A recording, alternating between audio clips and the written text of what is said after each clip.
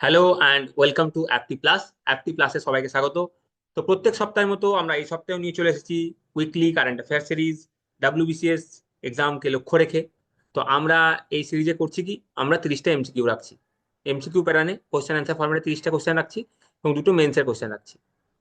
কেন মেন্সে কোশ্চেন রাখছি? কারণ আমরা জানি যে 2025 সাল থেকে ডাব্লিউবিসিএস ডেসক্রিপটিভ প্যাটার্ন হতে চলেছে, তো সেটাকে মাথায় রেখে আমরা দুটো মেন্সের কোশ্চেন রাখছি এবং এমসিকিউ তো থাকবেই প্রিলিমসে। তো সেই জন্য আমরা 30টা এমসিকিউ রাখছি কোশ্চেন অ্যান্সার ফর্মেটে।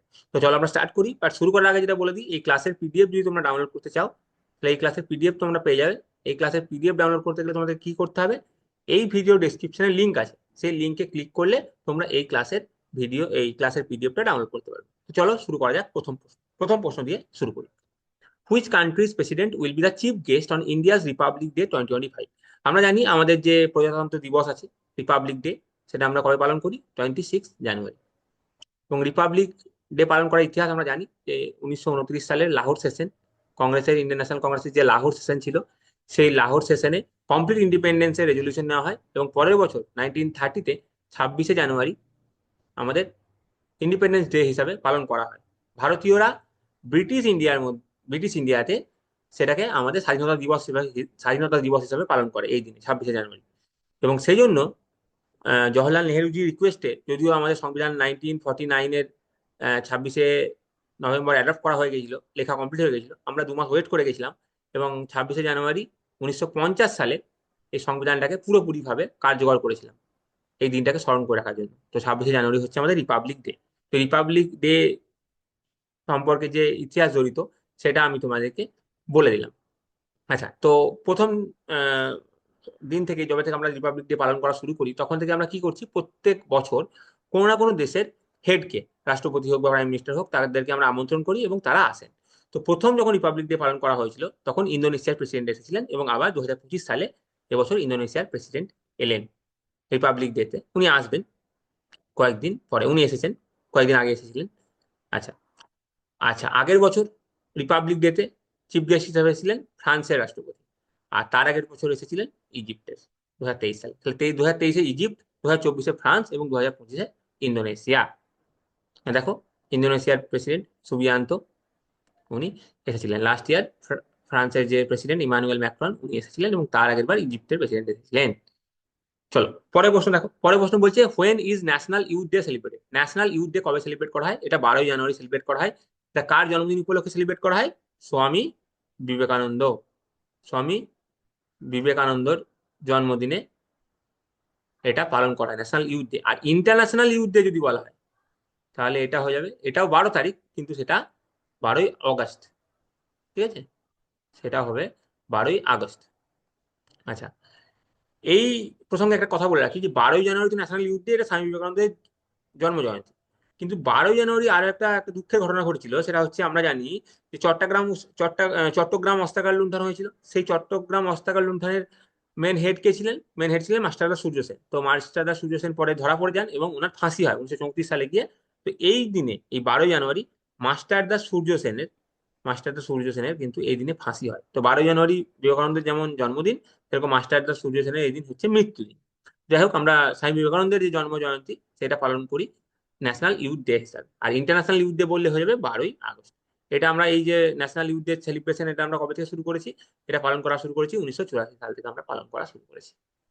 চলো পরের প্রশ্ন দেখো। Which union minister has launch the India clean tech manufacturing platform during the India climate forum 2025 in new Delhi? দেখো, ইন্ডিয়া ক্লাইমেট ফোরাম 2025 চলছে, কোথায় চলছে? নিউ দিল্লিতে। এর আন্ডারে এটা যখন চলছিল তখন একটা প্ল্যাটফর্ম লঞ্চ করা হয়েছে, তার নাম হচ্ছে India clean tech manufacturing platform. কোন মিনিস্টার এটা লঞ্চ করেছে? তো দেখো, পীযূষ গোয়েল এটা লঞ্চ করেছে। এটার উদ্দেশ্য কি? এই প্ল্যাটফর্মটা দেখো, ক্লিন টেক মানে ক্লিন টেকনোলজির যে সেক্টর আমাদের আছে, গভর্নমেন্ট চাইছে যে গভর্নমেন্ট সাপোর্ট ছাড়াই এটা লং টার্মে গিয়ে এটা আত্মনির্ভর হয়ে যাক, সেলফ রিলায়েন্ট। হ্যাঁ, আত্মনির্ভর হয়ে যাক। হ্যাঁ, গভর্নমেন্ট সাপোর্ট ছাড়াই লং টার্মে এটা যেন আত্মনির্ভর হয়ে যায়। তো union commerce and industry minister Piyush Goyal এটার উদ্বোধন করেছেন। তো এটার এম কি দেখো, সেলফ রিলায়েন্ট হওয়া without depending on the government support in the long run. এটা হচ্ছে এর মেন উদ্দেশ্য। চলো পরের প্রশ্ন। Recently the forest department of which state government has launched গরু দাক্সি অনলাইন এফআইআর প্ল্যাটফর্ম? দেখো, অনলাইনে এবার এফআইআর লঞ্চ করা যাবে। Online FIR system Garudakshi. এটা কোন রাজ্যের ফরেস্ট ডিপার্টমেন্ট স্টার্ট করলো? এটা হচ্ছে তোমার কর্ণাটকের ফরেস্ট ডিপার্টমেন্ট স্টার্ট করলো। দেখো ফরেস্টে অনেক সময় কি হয়, অনেক ইলিগাল কাজকর্ম হয়, ইলিগালি ট্রিকে কাটা হয়, অনেক সময় পোচিং হয়। হ্যাঁ, ওয়াইল্ড লাইফের অনেক যেগুলো ক্রিটিক্যালি এন্ডেঞ্জার স্পিসিস আছে সেগুলো ইলিগালি, সেগুলো মেরে দেওয়া হয়, সেগুলো ইলিগালি ট্রেড করা হয়। তো সেইগুলো আটকানোর জন্য অনলাইনে একটা এফআইআর সিস্টেম চালু করা হলো, যার নাম হচ্ছে গরুদক্সি। এবং এটা ওয়াইল্ড লাইফ ট্রাস্ট অফ ইন্ডিয়ার কোলাবোরেশনে এটা বানানো হয়। ঠিক আছে, এই দেখো ফরেস্ট ডিপার্টমেন্ট অফ কর্ণাটক স্টেটে বানানো হয়েছে এটা। এই সিস্টেমটা চালু করা হয়েছে Garudakshi online FIR system to prevent encroachment on forest, illegal felling of trees and poaching. আচ্ছা, এবার পরের কোশ্চেনে যাওয়ার আগে আমি তোমাদেরকে একটা অ্যানাউন্সমেন্ট করে দিচ্ছি। এটা আমি আগে অ্যানাউন্সমেন্টটা করেছি যে এই যে টেলিগ্রাম গ্রুপ আছে ডাব্লিউবিসি সাকসেস গাইড, এই টেলিগ্রাম গ্রুপে তোমরা এক্ষুনি জয়েন হয়ে নাও। এই টেলিগ্রাম গ্রুপে তোমরা কিভাবে জয়েন হবে? এই টেলিগ্রাম গ্রুপে তোমাদেরকে জয়েন হতে গেলে তোমাদেরকে যেটা করতে হবে, এই ভিডিওর ডেসক্রিপশনে যাও, সেখানে একটা লিঙ্ক আছে টেলিগ্রাম গ্রুপে, সেই টেলিগ্রাম গ্রুপের লিঙ্কে ক্লিক করো, তোমরা এই গ্রুপে জয়েন হবে। এবার এই গ্রুপে জয়েন হয়ে তোমরা পাবে কি? দেখো এখানে ডেলি প্র্যাকটিস কোশ্চেন কিন্তু পাবলিশ করা হয়। ডেলি প্র্যাকটিস কোশ্চেন, এখানে প্রত্যেকদিন সকালে তোমরা ডেলি প্র্যাকটিস কোশ্চেন পেয়ে যাবে, তার অ্যান্সার তোমরা লিখবে, সেই তার অ্যান্সার লিখে তোমরা এখানে জমা দেবে, তার তোমরা ইভ্যালুয়েশন পেয়ে যাবে। এবং তার সাথে সাথে এই যে কোশ্চেন তার যে মডেল অ্যান্সার সেটাও তোমরা পেয়ে যাবে এই গ্রুপের মধ্যে। তো আর দেরি না করে যাও এই গ্রুপে এক্ষুনি গিয়ে জয়েন হয়ে। তো চলো দেখো পরে বসে, who has recently become the second Indian female cricketer to cross the 4000 run mark in ODI? দেখো দ্বিতীয় ভারতীয় হিসাবে ওয়ানডে ক্রিকেটে 4000 রানের গন্ডি পেরানো কোন মহিলা হয়ে গেলেন, কোন ভারতীয় ক্রিকেটার? স্মৃতি মন্দনা। এর আগে যিনি এই কাজটা করেছেন ভারতের হয়ে সে হচ্ছে মিতালি রাজ। তাহলে মিতালি রাজ প্রথম মহিলা ছিলেন যিনি ওডিআই ক্রিকেটে 4000 রানের গন্ডি পেরিয়েছেন। আর এখন সেকেন্ড হলেন স্মৃতি মন্দনা, এবং স্মৃতি মন্দনা বিশ্বের 15th ব্যাটসম্যান হলেন যিনি ওয়ানডে ক্রিকেটে 4000 রানের বেশি করেছেন। আচ্ছা, হরমনপ্রীত কৌর হচ্ছে এখন তোমার ইন্ডিয়ান ফিমেল ক্রিকেট টিমের ক্যাপ্টেন ইনি। আর শেফালি বর্মাও ইন্ডিয়ান ক্রিকেট টিমের ওপেনিং ব্যাটসম্যান। চলো পরে প্রশ্ন, which country has recently started E visa for Indian travellers? দেখো রিসেন্টলি ই ভিসা স্টার্ট করেছে ইন্ডিয়ান ট্রাভেলারদের জন্য ইসরায়েল, পুরোপুরি পেপারলেস, অনলাইনে সিস্টেম তুমি অ্যাপ্লাই করতে পারবে, অনলাইনে ব্যাপারটা করা হয়েছে। এর ফলে কি হবে, ইসরায়েলের যে ট্যুরিজম সেক্টর সেটা বুস্ট হবে। কারণ সহজেই ধরো যদি আমরা ইন্ডিয়ানরা ভিসা পেয়ে যাই ইসরায়েলের জন্য, তো কি হবে, আমরা সহজেই ইসরায়েল ঘুরে আসতে পারবো, তার ফলে ইসরায়েলের ট্যুরিজম সেক্টর সেটা বুস্ট হবে। তো ইসরায়েলের যদি ট্যুরিজম সেক্টরে বুস্ট হয় সেজন্য ইসরায়েল ইন্ডিয়ান ট্রাভেলারদের জন্য ই ভিসা সিস্টেম চালু করলো। পরের প্রশ্ন দেখো, হু has recently release the book titled youth powers vision for developed India 2047? এই বুকটা লঞ্চ কে করলো? এই বুকটা রিলিজ করলো হচ্ছে আমাদের দেশের প্রাইম মিনিস্টার শ্রী নরেন্দ্র মোদীজি। দেখো বিকশিত ভারত 2047 ভয়েস অফ ইউথ, এটা লঞ্চ করেছে হচ্ছে আমাদের দেশের মাননীয় প্রধানমন্ত্রী নরেন্দ্র মোদীজি। পরের প্রশ্ন, which state government has recently launch Swami Vivekananda যুব শক্তি মিশন? স্বামী বিবেকানন্দ যুব শক্তি মিশন কে স্টার্ট করলো? মধ্যপ্রদেশ। দেখো এটার উদ্দেশ্য কি? এটার উদ্দেশ্য হচ্ছে 2030 সালের মধ্যে ক্লাস 10 এবং ক্লাস 12 যে যত স্টুডেন্ট আছে তাদের মধ্যে পাসিং রেট যেন 100% হয়, মানে সমস্ত স্টুডেন্ট যেন পরীক্ষায় পাস করে ক্লাস 10 এর বোর্ড এক্সামে এবং ক্লাস 12 এর বোর্ড এক্সামে। এটা মধ্যপ্রদেশ গভর্নমেন্ট অ্যাচিভ করতে চাই বাই 2030। তার জন্য এটা স্বামী বিবেকানন্দ যুব শক্তি মিশন লঞ্চ করা হলো। ঠিক আছে, তার জন্য যুব শক্তি মিশন লঞ্চ করা হয়েছে। এটার উদ্দেশ্য দেখো, মেন অবজেক্টিভ এখানে লেখা আছে, 2030-এর মধ্যে এটা এরা অ্যাচিভ করতে চাই 100% পাসিং রেট 10th এবং 12-এর বোর্ড এক্সাম। পরে প্রশ্ন, বলছে recently on which date the Indian army day was celebrated? Indian army day celebrate করা হয়েছে কোন দিনে? কোন দিনে কোন দিনে সেলিব্রেট করা হয়েছে? সেটা হচ্ছে 15th জানুয়ারি। 15 জানুয়ারি ইন্ডিয়ান আর্মি ডে সেলিব্রেট করা হয়েছে। আচ্ছা, এটা কেন করা হয়েছে? দেখো কারণ 1949 সালে এই দিনে 15 জানুয়ারিতে জেনারেল KM কারিয়াপ্পা উনি ভারতীয় আর্মির প্রথম কমান্ডার ইন চিফ হিসাবে শপথ গ্রহণ করেন। দেখো এর আগে কি ছিল, 1949 সালের আগে ইন্ডিয়ান আর্মিতে যারা কমান্ডার ইন চিফ ছিলেন তারা সবাই ছিলেন ব্রিটিশার্স। তো ইন্ডিয়ান আর্মির প্রথম ভারতীয় commander in chief general KM Cariappa উনি 1949 সালের 15 জানুয়ারি দিনে এই শপথটা নেন। সেই জন্য আমরা সেই দিন থেকে আজ পর্যন্ত এইটাকে আর্মি ডে হিসাবে পালন করে আসছি। চলো পরে প্রশ্ন, where is the headquarters of national turmeric board recently launch by the central government? দেখো সেন্ট্রাল গভর্নমেন্ট রিসেন্টলি কি লঞ্চ করেছে? ন্যাশনাল টার্মেরিক বোর্ড লঞ্চ করেছে। তার হেডকোয়ার্টার কোথায়? তার হেডকোয়ার্টার হচ্ছে তোমার নিজামাবাদে। তার হেডকোয়ার্টার হচ্ছে দেখো এই যে নিজামাবাদ। আচ্ছা, এটা কে উদ্বোধন করেছিল? Union commerce and industry minister Piyush গোয়াল এটা উদ্বোধন করেছিল। আচ্ছা আচ্ছা, একটু দাঁড়াও। আচ্ছা, এটা উদ্বোধন কে করেছিল? এটা উদ্বোধন করেছিল হচ্ছে ইউনিয়ন কমার্স এবং ইন্ডাস্ট্রি মিনিস্টার পীযূষ গোয়াল। আর Palle Ganga Reddy has been appointed as the first chairman of the national turmeric board. National turmeric বোর্ডের প্রথম চেয়ারম্যান হিসাবে কে পদে আছেন এখন? পাল্লে গঙ্গা রেড্ডি। তাহলে দেখো একটা কোশ্চেন থেকে তোমরা কত ইনফরমেশন পাচ্ছ। রিসেন্টলি তোমরা জানতে পারলে যে সেন্ট্রাল গভর্নমেন্ট ন্যাশনাল টার্মেরিক বোর্ডের লঞ্চ করেছে, ন্যাশনাল টার্মেরিক বোর্ড প্রতিষ্ঠা করেছে। সেই ন্যাশনাল টার্মেরিক বোর্ড প্রতিষ্ঠা যখন হয়েছে তখন সেটা উদ্বোধন কে করেছে? সেটা উদ্বোধন করেছে union commerce and industry minister Piyush গোয়াল। তো এটা একটা কোশ্চেন আসতে পারে। আচ্ছা, সেকেন্ড কোশ্চেন আসতে পারে এটা হেডকোয়ার্টার কোথায়? এটা হেডকোয়ার্টার হচ্ছে নিজামাবাদ। আরেকটা কোশ্চেন কি আসতে পারে? কোশ্চেন আসতে পারে যে এটার ফার্স্ট চেয়ারম্যান হিসেবে কাকে অ্যাপয়েন্ট করা হয়? তো পাল্লে গঙ্গা রেড্ডি। তো আমি যখন একটা কোশ্চেন পড়াচ্ছি তোমাদেরকে, তোমরা কিন্তু সেই পার্টিকুলার এমসিকিউ এর অ্যান্সার কি সেটার পেছনে ছুটবে না। তোমরা অ্যাজ এ হোল অ্যানালিসিসটা ভালো করে শোনো, এবং আমি যে অপশন গুলো অ্যানালিসিস করে দিচ্ছি বা অ্যাজ এ হোল যে কথাগুলো বলছি সেইগুলো প্রত্যেকটা ভালো করে মনে রাখার চেষ্টা করো। তাহলে তোমাদের এটা পরীক্ষার জন্য হেল্পফুল হবে। চলো পরে প্রশ্ন, who has recently inaugurated the Z Morh tunnel in Jammu Kashmir? Jammu Kashmir, যেটাকে আমরা সোনমার্গ টানেলও বলি, যেটার নাম আর একটা হচ্ছে সোনমার্গ টানেল। সেটা কে রিসেন্টলি লঞ্চ করেছে? সেটা উদ্বোধন কে করেছে?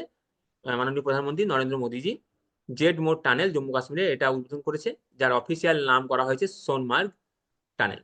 হ্যাঁ, এবং এটার যেটা অবজেক্টিভ, এই টানেলটার যে অবজেক্টিভ সেটা হচ্ছে যে শ্রীনগর এবং লাদাখের মধ্যে কানেক্টিভিটিটা যাতে আরো বাড়ে সেই জন্য। এবং এটা 8,652 ফুট উঁচুতে 6.5, 6.5 কিমির দৈর্ঘ্যের এটা হচ্ছে পুরো টানেল। চলো পরে প্রশ্ন, রিসেন্টলি নওয়াব সালাম has been appointed as the new prime minister of which country? Recently Nawab সালাম লেবাননের প্রাইম মিনিস্টার হিসাবে অ্যাপয়েন্টমেন্ট পেয়েছেন। উনি রিসেন্টলি লেবাননের প্রাইম মিনিস্টার হয়েছেন। দেখো উনি এতদিন কোন পদে ছিলেন? উনি এতদিন ইন্টারন্যাশনাল কোর্ট অফ জাস্টিসের প্রেসিডেন্ট পদে ছিলেন। এখন উনি হয়ে গেলেন হচ্ছে লেবাননের নতুন প্রাইম মিনিস্টার। পরে প্রশ্ন বলছে, who has been appointed as the chairman of the newly formed athletics commission of athletics federation of India? দেখো অ্যাথলেটিক্স ফেডারেশন অফ ইন্ডিয়ার আন্ডারে অ্যাথলেটিক্স কমিশন হয়েছে, তার নিউলি ফর্ম চেয়ারম্যানকে, তার নিউ চেয়ারম্যান কে হয়েছে? তার চেয়ারম্যান হচ্ছেন এখন সরি অঞ্জু ববি জর্জ। আচ্ছা, অ্যাথলেটিক্স ফেডারেশন অফ ইন্ডিয়ার যদি চেয়ারপারসন জিজ্ঞেস করে, এটা আমরা আগের ভিডিওতে পড়েছি, অ্যাথলেটিক্স ফেডারেশন অফ ইন্ডিয়ার চেয়ারম্যান হচ্ছে বাহাদুর সিং সাহু। এবার এই অ্যাথলেটিক্স ফেডারেশন অফ ইন্ডিয়ার আন্ডারে একটা নতুন কমিশন ফর্ম করা হয়েছে, তার নাম হচ্ছে অ্যাথলেটিক্স কমিশন। সেই অ্যাথলেটিক্স কমিশনের চেয়ারপারসন কে হয়েছে? সেই অ্যাথলেটিক্স কমিশনের চেয়ারপারসন হয়েছে অঞ্জু বেবি জর্জ। ঠিক আছে। আচ্ছা, আর পিটি ওষা কি আছে? ইন্ডিয়ান যে অলিম্পিক অ্যাসোসিয়েশন আছে তার হেড হচ্ছে এখন পিটি ওষা। দেখো এই যে অঞ্জু বেবি জর্জ, উনি 2003 সালে ওয়ার্ল্ড চ্যাম্পিয়নশিপে ব্রোঞ্জ জিতেছিলেন। উনি এখন এই যে অ্যাথলেটিক্স কমিশন হলো তার চেয়ারপারসন হিসাবে নিযুক্ত হয়েছেন। এবং এই যে নতুন কমিশন তৈরি হলো, এই নতুন কমিশন নীরজ চোপড়াও এজ এ মেম্বার আছেন, এবং টোটাল এখানে 9 জন মেম্বার আছে, তার মধ্যে 6 জনই হচ্ছে ফিমেল মেম্বার। পরে প্রশ্ন, India has signed a deal with which country for export of BrahMos supersonic cruise missile? BrahMos supersonic cruise মিসাইলের এক্সপোর্টের জন্য ইন্ডিয়া কার সাথে ডিল করেছে? দেখো এর আগে ইন্ডিয়ার একটা ফিলিপাইন্সের সাথে ডিল হয়েছিল, এখন যেটা ডিল হওয়ার পথে সেটা হচ্ছে ইন্দোনেশিয়ার সাথে। দেখো এই হচ্ছে ইন্দোনেশিয়া, তোমরা ম্যাপটা দেখতে পারো। ইন্দোনেশিয়ার সাথে একটা প্রায় $450 মিলিয়ন একটা ডিল ফাইনালাইজ হয়েছে, অলমোস্ট ফাইনালাইজ হওয়ার পথে। এবং এটা সেকেন্ড এশিয়ান কান্ট্রি। এর আগে আমি বললাম তোমাদেরকে ফিলিপাইন্সের সাথে ইন্ডিয়ার একটা এক্সপোর্ট করার চুক্তি হয়েছিল, এবং এখন হলো ইন্দোনেশিয়ার সাথে। আচ্ছা, এবার আমি একটু তোমাদেরকে এই ব্রাহ্মোস এই সুপারসনিক ক্রুজ মিসাইল এটা সম্পর্কে একটু বলে দিই। দেখো মিসাইলের যদি আমরা ক্লাসিফিকেশন করি, ঠিক আছে, ট্র্যাজেক্টরি বা পাথ, হ্যাঁ, ট্র্যাজেক্টরি বা পাথের ওপর ভিত্তি করে একটা আমরা করি ব্যালিস্টিক, আর একটা হচ্ছে ক্রুজ, এটা করি। তো ক্রুজ মানে হচ্ছে তোমার ট্র্যাজেক্টরিটা হচ্ছে লিনিয়ার। হ্যাঁ, ধরো এই সোর্স আর টার্গেট, তো এটা এরকম করে যাবে, এরকম ভাবে, হ্যাঁ, সারফেসের অ্যালং এ যায় এটা। তো সেই জন্য এটার অ্যাডভান্টেজ হচ্ছে যে ক্রুজ মিসাইলের অ্যাডভান্টেজ হচ্ছে যে এটার অ্যাকিউরেসি ভালো আছে। হুম, এটার অ্যাকিউরেসি ভালো আছে, কিন্তু এটার প্রবলেম হচ্ছে যে এটা কস্টলি আছে, এটা কস্টলি আছে। আর যেহেতু এটা সার্ফেসের অ্যালং এ মুভ করে, তো যদি সার্ফেসে ইরেগুলারিটিস থাকে, যদি মাউন্টেন থাকে, সেক্ষেত্রে এই প্রবলেমটা কিছু প্রবলেম হতে পারে। হুম, আর যেহেতু এটা সার্ফেস বরাবর যায়, তাই এটার আরেকটা অ্যাডভান্টেজ হচ্ছে যে র্যাডার দ্বারা এটা সহজে ডিটেক্ট হবে না। হ্যাঁ, র্যাডার সহজে এটা ডিটেক্ট করতে পারবে না, এটার একটা অ্যাডভান্টেজ। আর বাট এটা একটা এটা কস্টলি আছে, এটার একটা প্রবলেম। আর যদি যেহেতু সার্ফেস বরাবর যায়, লো অ্যালটিটিউডে যায়, তাই কি আছে, যদি সার্ফেসে ইরেগুলারিটিস থাকে, সেক্ষেত্রে যদি মাউন্টেন থাকে ধরো বা ইয়ে থাকে, ইরেগুলারিটিস থাকে, সেক্ষেত্রে এটা প্রবলেম হতে পারে। তো এটা ডিসঅ্যাডভান্টেজ। তো আমি অ্যাডভান্টেজও বলে দিলাম, ডিসঅ্যাডভান্টেজও বলে দিলাম। আচ্ছা, আরেকভাবে যে অন দ্য বেসিস অফ স্পিডের ভিত্তিতে মিসাইলকে ভাগ করা যায়, সেটা তার একটা অনেক ভাগ হতে পারে, হাইপারসনিক এরকম, সেরকম একটা হচ্ছে সুপারসনিক। সুপারসনিকে কি হয়, যে স্পিড অফ দ্য যেটা অবজেক্ট হয় সেটা হচ্ছে তোমার more than the speed of sound. হ্যাঁ, সেটা তোমার স্পিড অফ সাউন্ড, এবং এটা মোটামুটি যেটা হয় সেটা হচ্ছে 2 ম্যাক মতো হয়, ঠিক আছে? এটা 2 ম্যাক মতো হয় সাউন্ড। হুম। তো সাউন্ড অফ দা, মানে স্পিড অফ দা অবজেক্ট সেটা স্পিড অফ সাউন্ডের থেকে বেশি হয়, 2 ম্যাক। তো এটা হচ্ছে সুপারসনিক ক্রুজ মিসাইল, যেটার একটা এক্সাম্পল হচ্ছে ব্রাহ্মণ। তো ইন্ডিয়া ইন্দোনেশিয়ার সাথে এটা এক্সপোর্ট করার জন্য এটা ইন্ডিয়া চুক্তি করেছে, একটা ডিল সাইন করেছে। চলো পরের প্রশ্ন। Where did PM Narendra Modi inaugurate এশিয়ার সেকেন্ড লার্জেস্ট ইসকন টেম্পল? এশিয়ার second largest ISKCON temple Narendra Modiji কোথায় উদ্বোধন করলেন? কোথায় উদ্বোধন করলেন? এটা মুম্বাই উদ্বোধন করেছেন। এটা মুম্বাই উদ্বোধন করে দেখো, নবী মুম্বাই খারগায় এখানে উদ্বোধন করেছেন, এবং এটা 12 বছর ধরে বানানো হয়েছে, 170 কোটি টাকার প্রজেক্ট এটা, এটা বানানো হয়েছে। আচ্ছা, যেটা নরেন্দ্র মোদীজি উদ্বোধন করলেন তার নাম হচ্ছে রাধা মদন মোহনজি টেম্পল। তোমরা আমাকে কমেন্ট সেকশনে লিখে বলবে, এটা তোমাদের হোমওয়ার্ক থাকলো। এশিয়ার সেকেন্ড লার্জেস্ট ইসকন টেম্পল বললাম, তাহলে এশিয়ার লার্জেস্ট কোনটা? হ্যাঁ, লার্জেস্ট কোনটা, এটা কোথায় অবস্থিত, এটা তোমরা আমাকে কমেন্টে লিখে বলবে। আচ্ছা, former CII director general Tarun Das was recently awarded the honorary citizen award of which country? Former যে সিআইআই ডিরেক্টর আছেন তার নাম তরুণ দাস, ওনাকে কোন কান্ট্রির অনারারি সিটিজেন অ্যাওয়ার্ড দেওয়া হয়েছে? তো দেখো, সিঙ্গাপুরের এটা অনারারি সিটিজেন অ্যাওয়ার্ড দেওয়া হয়েছে। যারা নন রেসিডেন্ট, সিঙ্গাপুরের যারা নন রেসিডেন্ট তাদের জন্য এই অ্যাওয়ার্ডটা দেওয়া হয়। সেই অ্যাওয়ার্ডটা রিসেন্টলি পেয়েছেন former CI director Tarun Das. Tarun Das এটা পেয়েছেন। আচ্ছা, cyber security grand challenge has been launch by CSGC 2.0, এটা লঞ্চ করেছে হচ্ছে কোলাবোরেশন, লঞ্চ করা হয়েছে ministry of technology and data security council of India. এটার মেন উদ্দেশ্য কি? নাম থেকেই তোমরা বুঝতে পারছো যে সাইবার সিকিউরিটির ক্যাপাবিলিটি বাড়ানো, ইন্ডিয়া সাইবার সিকিউরিটি ক্যাপাবিলিটি বাড়ানো, সাইবার ফ্রড কমানো এবং ডিজিটাল ওয়ার্ল্ডকে আরো বেশি সিকিউর করে তোলাই হচ্ছে এটার প্রধান উদ্দেশ্য। পরের প্রশ্ন, as per CRISIL intelligence report India's projected GDP growth rate in the next financial year. দেখো, অনেক যারা বড় বড় বিশ্বের সংস্থা হয় তারা কি করে, যে জিডিপির ফোরকাস্ট করে আগে থেকে, যে কত হতে পারে ইন্ডিয়ার প্রজেক্টেড ফোরকাস্ট, জিডিপি ফোরকাস্ট কত হতে পারে সেটা আগে থেকে কিন্তু এরা বলে দেয়। সেরকমই ক্রিসিল ইন্টেলিজেন্স রিপোর্ট অনুসারে অনুসারে পরের বছর নেক্সট ফিনান্সিয়াল ইয়ারে ভারতের যেটা প্রজেকশন আছে জিডিপি গ্রোথ রেট, সেটা হচ্ছে 6.7%। এটা এরা অনুমান করেছে। পরের প্রশ্ন দেখো, which organisation launch India's first private satellite constellation? ইন্ডিয়ার প্রথম যে প্রাইভেট স্যাটেলাইট কনস্টেলেশন, সেটা কোন অর্গানাইজেশন লঞ্চ করলো? সেটা পিক্সেল লঞ্চ করলো। এই পিক্সেল কি? এটা হচ্ছে Google back Indian space startup company, এবং যেটা লঞ্চ করা হলো তার নাম হচ্ছে ফায়ারফ্লাই। এবং এটাতে ফ্যালকন 9 রকেট ইউজ করা হবে। সেই ফ্যালকন 9 রকেটটা কাদের? SpaceX rocket. এখানে চলো পরে প্রশ্ন, to which country did India send humanitarian aid after cyclone Rafal? দেখো, সাইক্লোন রাফালের পরে ইন্ডিয়া কোন দেশে হিউম্যানিটেরিয়ান এড পাঠিয়েছে? ইন্ডিয়া কিউবাতে এড পাঠিয়েছে, কিছু জীবনদায়ী ওষুধ পাঠিয়েছে, লাইফ সেভিং কিছু মেডিসিনও পাঠিয়েছে। দেখো, যে কোনো দেশে যখন কোনো ডিভাস্টেটিং ঘটনা ঘটে, আর্থকোয়েক হোক বা কোনো সাইক্লোনে বিধ্বস্ত হোক, সেই সব জায়গায় কিন্তু ভারত কি করে, হিউম্যানিটেরিয়ান এড কিন্তু পাঠায়। যেমন সাইক্লোন মোচা যখন এসেছিল, সাইক্লোন মোচা তখন মায়ানমার যে যে যে ধ্বংসলীলা হয়েছিল, তো মায়ানমারকে সাহায্য করার জন্য তখন ভারত যে অপারেশনটা চালিয়েছিল তার নাম হচ্ছে অপারেশন করুণা চালিয়েছিল। আচ্ছা, টার্কি সিরিয়াতে বিভৎস আর্থকোয়েক দেখা গেছিল কয়েক বছর আগে, তখন ভারত যে অপারেশনটা চালিয়েছিল তার নাম হচ্ছে অপারেশন দোস্ত। তো এরকম যে দেশেই যখনই কোনো সমস্যা হয়, সাইক্লোনের ফলে হোক, আর্থকোয়েকের ফলে হোক, ন্যাচারাল যেগুলো হয়, ডিজাস্টার হয়, তারপরে ভারত কি করে, হিউম্যানিটেরিয়ান এড কিন্তু ওষুধ পাঠানো থেকে শুরু করে হিউম্যানিটেরিয়ান রিলিফ, সেগুলো কিন্তু ভারত করে থাকে বিভিন্ন অপারেশনের মাধ্যমে। তো সেই অপারেশনগুলোর নাম কি, সেইগুলো কিন্তু ইম্পর্টেন্ট হয়ে যায় পরীক্ষার রেসপেক্টে, এক্সামের রেসপেক্টে। চলো পরের প্রশ্ন, who has been appointed as the new revenue secretary of the finance ministry recently? তো ফিনান্স মিনিস্ট্রি আন্ডারে রেভিনিউ সেক্রেটারি হিসাবে কাকে অ্যাপয়েন্ট করা হলো?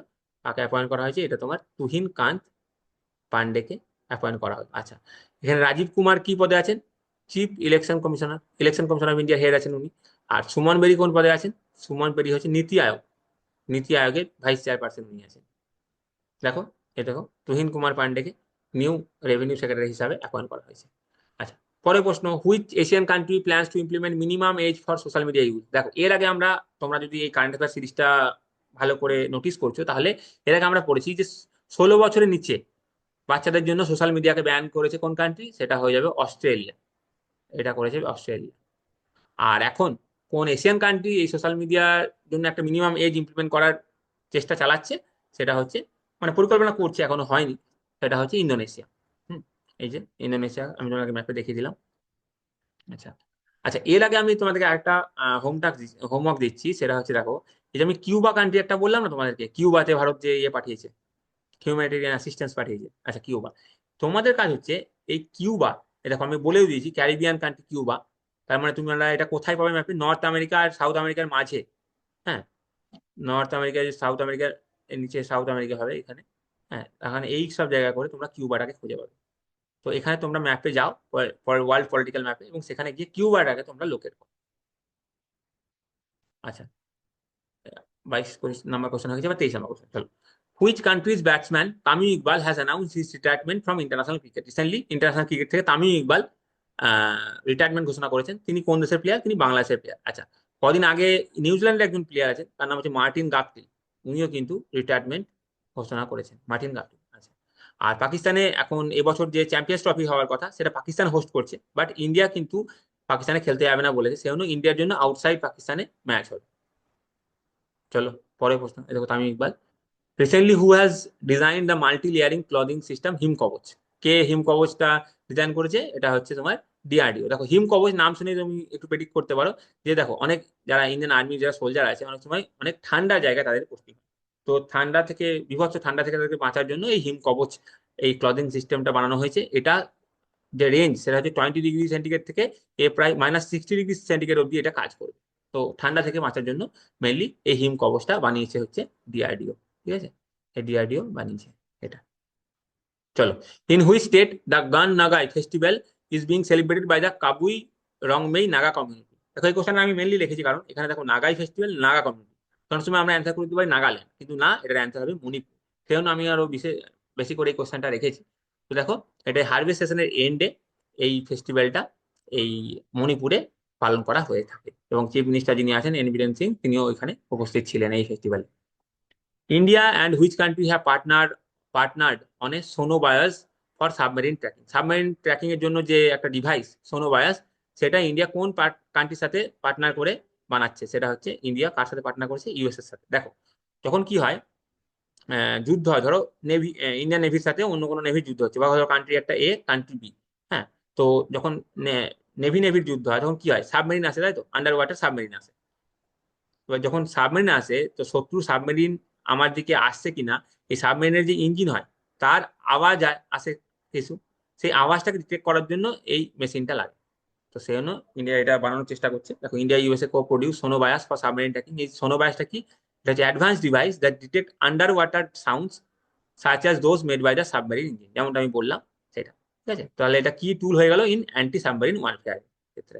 এখানে কার সাথে কোলাবোরেশন করা হয়েছে? ভারত ডায়নামিক লিমিটেডের সাথে কোলাবোরেশন করা হয়েছে, এবং মনে করা হচ্ছে যে এর যে অপারেশনাল প্রোডাকশন লাইন সেটা 2027-এর মধ্যে রেডি হয়ে যাবে।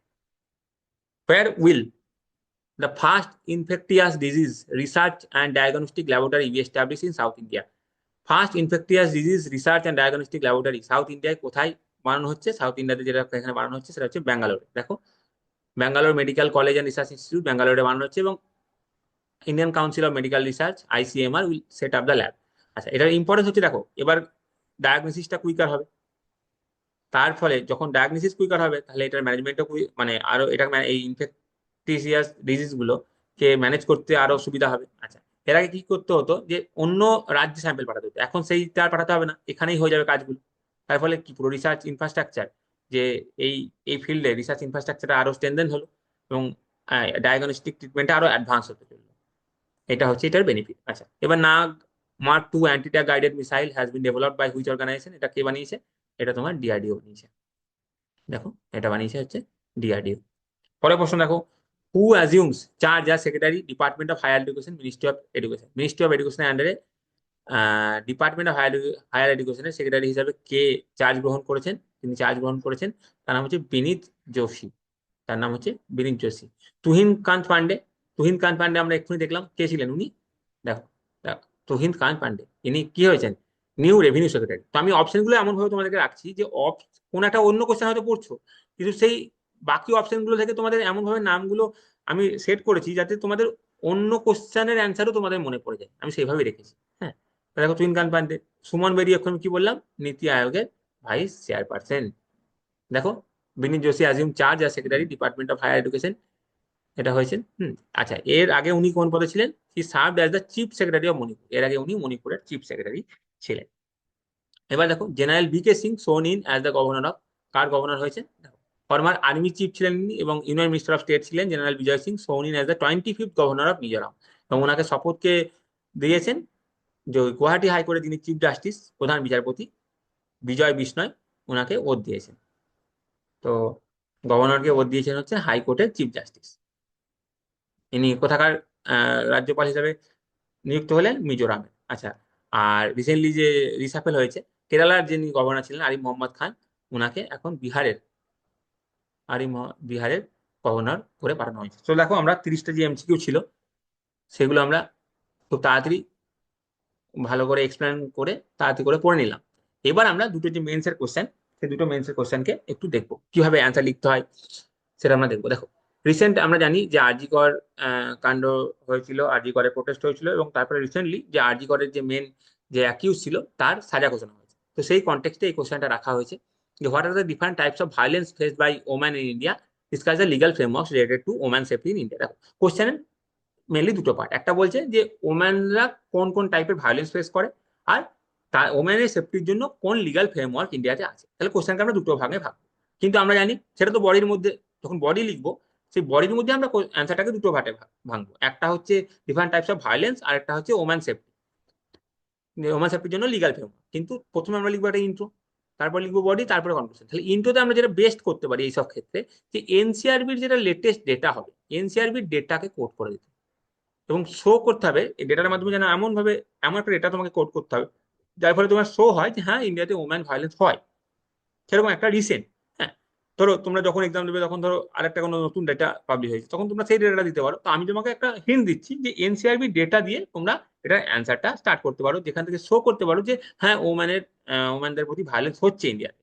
আচ্ছা, এটা তোমরা ইন্ডোতে লিখলে, তারপরে তোমরা একদম একটা সাবহেডিং করবে যে various types of violence face by woman in India.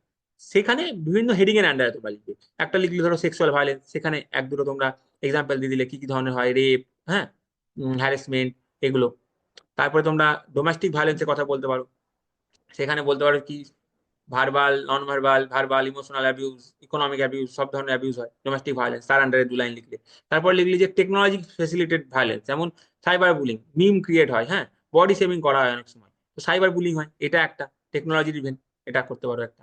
আর একটা তো চাইল্ড ম্যারেজ। তো এইভাবে তোমরা 1 2 3 4 করে এবং তার কিছু এক্সপ্লেনেশন বা এক্সাম্পল এভাবে তোমরা দিতে পারো যে ভেরিয়াস টাইপস অফ ভায়োলেন্স যেটা ওমেনরা ফেস করে। এটা হলো। তারপরে তোমরা সেকেন্ড পার্টে চলে যাও বডি, তারপরে একটা সাবহেডিং করো যে legal frameworks related to woman safety, woman সেফটির জন্য লিগাল ফ্রেমওয়ার্ক ইন্ডিয়াতে কি আছে। সেখানে তোমরা একদম পুরোপুরি অ্যাক্টের নাম কিন্তু উইথ ইয়ার্স ভালো করে লিখতে হবে। POSH act, prevention of sexual harassment act 2013, সেটা লিখলে যে ওয়ার্ক প্লেসে যদি কোনো ওম্যানের সাথে সেক্সুয়াল ভায়োলেন্স হয় সেক্ষেত্রে সেটা প্রিভেন্ট করার জন্য আমাদের পস অ্যাক্ট আছে। ডোমেস্টিক ভায়োলেন্স অ্যাক্ট আছে 2005-এর। আর কি আছে, ডাউরি প্রহিবিশন অ্যাক্ট আছে 1961-এর, 1961-এর ডাউরি প্রহিবিশন অ্যাক্ট আছে। পক্সো অ্যাক্ট আছে 2012-এর, চিলড্রেনদের যদি কোনো সেক্সুয়াল ভায়োলেন্স হয়, চিলড্রেনদের প্রতি কোনো সেক্সুয়াল অফেন্স হলে সেটা পক্সো আন্ডারে, পক্সো অ্যাক্টের আন্ডারে আছে 2012। আচ্ছা, এরপরে তোমরা একটা ওয়ে ফরওয়ার্ড দিয়ে যখনই এবার দেখো তোমরা কি লিখলে, চ্যালেঞ্জেস লিখলে, কি কি ইন্ডিয়াতে লিগাল ফ্রেমওয়ার্ক আছে সেটা লিখলে। এবার কনক্লুশনে কি তোমাদের একটা সলিউশন দিতে হবে যে আরো কি করা যেতে পারে, মানে আরো ওয়ে ফরওয়ার্ড কি দেওয়া যেতে পারে। বলতে হবে যে হ্যাঁ ইন্ডিয়াতে ল তো আছে, কিন্তু সেই ল এর ভালো করে এনফোর্সমেন্ট করতে হবে সেই লগুলো।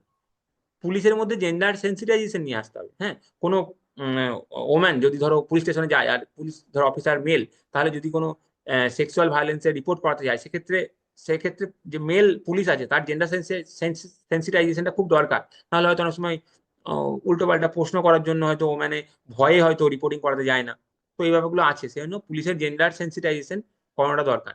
তারপরে পুলিশের মধ্যে কিভাবে ওম্যান রিপ্রেজেন্টেশন বাড়ানো যায় সেদিকটা খেয়াল রাখতে হবে, সোশ্যাল অ্যাওয়ারনেস করতে হবে, এবং আলটিমেটলি যে অ্যাটিটিউড চেঞ্জ, সমাজের যে প্যাট্রিয়ার্কিয়াল মাইন্ডসেট সেটাকে চেঞ্জ করতে হবে। এটা চেঞ্জ করলেই এইসব সমস্যা আরো সমাধান হবে। এই বলে তোমরা একটা পজিটিভ ওয়েতে একটা সলিউশন প্রোভাইড করে তোমরা এন্ড করলে, তাহলে তোমার একটা ফিউচারিস্টিক একটা ওয়ে ফরওয়ার্ড দিয়ে দিলে। তারপরে এক্সামিনার যে পড়বে তারও মনে হবে হ্যাঁ এই ছেলেটা সলিউশন ভিত্তিক কথা বলছে। তো এটা হয়ে গেল। এবার আরেকটা কোশ্চেন আমি রেখেছি মেন্সের, সেটা দেখে নাও। Discuss the challenges faced by the semiconductor industry in India, ইন্ডিয়াতে যে সেমিকন্ডাক্টর ইন্ডাস্ট্রি আছে তার কি কি চ্যালেঞ্জ ফেস করছে এটা, এবং comment on the role of international collaboration in the development of the semiconductor industry. দুটো পার্ট, প্রথম পার্ট দ্বিতীয় পার্ট। প্রথম পার্টে বলছে সেমিকন্ডাক্টর যে ইন্ডাস্ট্রি আছে ইন্ডিয়াতে তার চ্যালেঞ্জ কি কি, আর সেই চ্যালেঞ্জকে ওভারকাম করার জন্য ইন্টারন্যাশনাল কোলাবোরেশন ইন্ডিয়া কি কি করছে। তো দেখো প্রথমে এইটারও একটা ইন্ট্রো লিখতে হবে। এটার ইন্ট্রোতে তোমরা কি করতে পারো, যে সেমিকন্ডাক্টর সম্পর্কে একটু এক লাইন লিখতে পারো, এবং এটা কোথায় কোথায় কাজে লাগে, যে এটা কম্পিউটিং, হ্যাঁ, হেলথ কেয়ার থেকে শুরু করে মিলিটারি সিস্টেম, ট্রান্সপোর্টেশন, সব জায়গাতে কাজে লাগে বলে এটার ইম্পর্টেন্সটা বলে দিলে ইন্ট্রোর মধ্যে। হুম। তারপরে তোমরা একদম ডাইরেক্ট বডিতে চলে আসো এবং হেডিং করো যে চ্যালেঞ্জ। চ্যালেঞ্জ বলে লেখো, যে প্রথমে লেখো এটা ক্যাপিটাল ইন্টেন্সিভ ইন্ডাস্ট্রি। তো তোমার যদি কেউ নতুন করে স্টার্ট করতে চায় তাহলে সেটার খুব হাই এন্ট্রি ব্যারিয়ার আছে। হ্যাঁ, কেউ সহজে এটা স্টার্ট করতে পারবে না, এটা স্টার্ট করতে গেলে প্রচুর ক্যাপিটাল লাগবে। আচ্ছা, এটার জন্য যে টেকনোলজি দরকার সেটা আমাদের কাছে লিমিটেড, সেটা টেকনোলজি পুরোপুরি আমাদের কাছে নেই। তারপরে ম্যানুফ্যাকচারিং প্রসেসের কমপ্লেক্সিটি আছে, যেমন স্কিল ট্যালেন্ট লাগবে, যেটা আমাদের কাছে কিছুটা অভাব আছে। রিসার্চ অ্যান্ড ডেভেলপমেন্টের অভাব আছে এই ফিল্ডে। আচ্ছা, আর যারা মেজর প্লেয়ার আছে তারা ইন্ডিয়ার যে সেমিকন্ডাক্টর পলিসি সেটা সম্পর্কে একটু তারা ভয়ে আছে, তারা ঠিকভাবে প্রপারলি ইনভেস্ট করতে পারছে না, এই ব্যাপারগুলো তোমরা লিখলে। তারপরে লিখলে যে এই সমস্যার সমাধান করার জন্য ইন্ডিয়া অনেক ইন্টারন্যাশনাল কোলাবোরেশন করেছে। কার কার কার সাথে ইন্টারন্যাশনাল কোলাবোরেশন আছে সেগুলো তোমরা বলে দিলে, যেমন বললে ইন্ডিয়া ইউএস পার্টনারশিপ আছে। হুম। তারপরে বললে যে India Singapore MOU pact sign করেছে, ইন্ডিয়া ইইউ সেমিকন্ডাক্টর প্যাক্ট আছে, India Japan chip supply partnership আছে। আচ্ছা, টাটার সাথে তাইওয়ানের একটা কোম্পানির কমার্শিয়াল ফ্যাব্রিকেশন প্ল্যান্টের উপরে একটা কোলাবোরেশন আছে, এগুলো বললে। হ্যাঁ। তারপরে বললে যে দেখো, যে কনক্লুশনে কি বলবে, যে দেখো সেমিকন্ডাক্টর ইন্ডাস্ট্রির তো প্রচন্ড ইম্পর্টেন্স আছে, সমস্ত জায়গাতে সেমিকন্ডাক্টর ইন্ডাস্ট্রির সেমিকন্ডাক্টর যে চিপ তার ইম্পর্টেন্স আছে। এবং বলবে যে মিসাইল থেকে মোবাইল ফোন, কার থেকে কম্পিউটার, সব জায়গাতেই যেহেতু এটা গুরুত্ব আছে, তাই ইন্টারন্যাশনাল প্লেয়ারদের সাথে কোলাবোরেশনটা খুবই ইম্পর্টেন্ট। শুধুমাত্র সেটা জিও ইকোনমিক কারণে নয়, বাট জিও স্ট্র্যাটেজিক কারণেও বটে। এইভাবে বলে যে সেমিকন্ডাক্টর ইন্ডাস্ট্রির ইম্পর্টেন্সটাও তোমরা বুঝিয়ে দিলে একবার, আর ইন্টারন্যাশনাল কোলাবোরেশন কেন করা দরকার সেটাও বুঝিয়ে দিলে। সেটার একটা জিও ইকোনমিক অ্যাঙ্গেল আছে, সেটার একটা জিও স্ট্র্যাটেজিক অ্যাঙ্গেল আছে। এই দুটোই তোমরা কনক্লুশনের মধ্যে বললে। তাহলে দেখো, দুটো কোশ্চেন করালাম আমরা, দুটো মেন্সের কোশ্চেন হয়ে গেল। তাহলে থ্যাংক ইউ ভিডিওটা দেখার জন্য। 30টা এমসিকিউ আর দুটো মেন্সের কোশ্চেন আমরা আজকে সলভ করলাম। তো থ্যাংক ইউ ভিডিওটা দেখার জন্য।